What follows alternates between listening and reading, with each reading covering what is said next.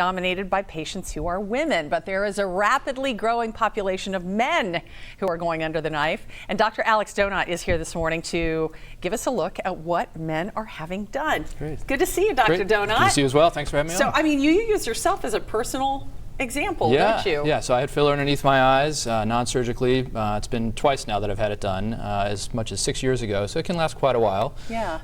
But yeah, originally my wife was concerned that it might look overdone and didn't want me to do it, but after I did it, she was pretty pleased. Yeah, so how many men are we talking about? Like, what are you seeing in your practice? It's probably 10%, which is a significant increase over 10, 20 years ago, when guys would just be gently ushered by their wives and potentially, but now they're coming in on their own. So it's definitely an increasing portion of our Why do you think population. that is? Do they see women looking so good they want to do the same? Yeah, or? I just think it's more accepted. Probably the social media times have improved that awareness of our appearance, and we're staying healthy and in the workforce longer, and so we want to look vibrant. Yeah, so there's a gentleman who had his eyes done, much like you did.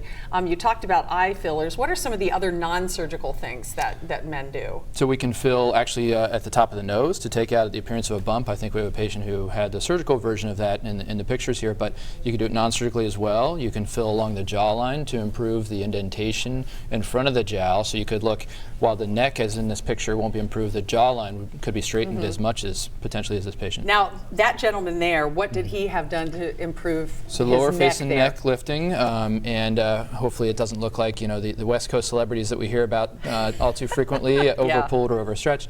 So importantly, we didn't do a brow lift, so that's one of the key ways to preserve the masculinity for a guy, is not to do a brow lift in most cases. So if he had a neck lift, are you talking, what do you do in that procedure? We gently hide the access incisions around the ear, and we just snug up mainly the muscle. The platysma muscle is the muscle that's in the lower face and neck, and that helps to provide the most natural appearance when we put the strength of the lift in that. Okay. A lot of men have nose surgery? Oftentimes, yes. It's a very common procedure, and gently reducing a bump or narrowing the tip on front view. So he still preserved his masculinity, I think we can see, but got rid of the bump. And for a guy, it's good to leave maybe just a hint of a bump. For a woman, frequently we give a little bit of a slope, a gentle curve.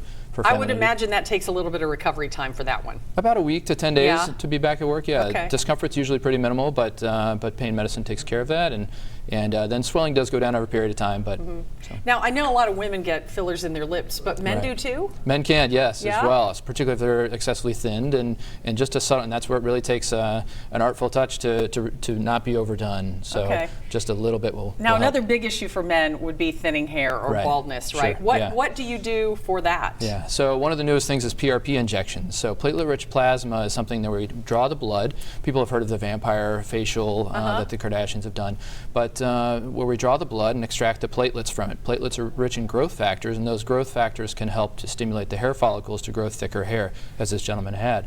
So you just inject it in the scalp? Correct. After we spin it down and extract the platelets, we just do injections into the scalp. And that works for women too, I understand. It does, yeah. So it's a perfect time for someone like the last gentleman who is thinning but hasn't lost a lot of the hair. So just the diameter of the hair shaft is thinned enough that it'll benefit from improvement of that size, as opposed to being at a point where he'll need hair transplants when the hair is all gone. Wow. Okay. Dr. Donat, thank you. Yeah, thank you. We covered a lot of ground there. Cincy Facial Plastics is where you can find him. And we'll be right back.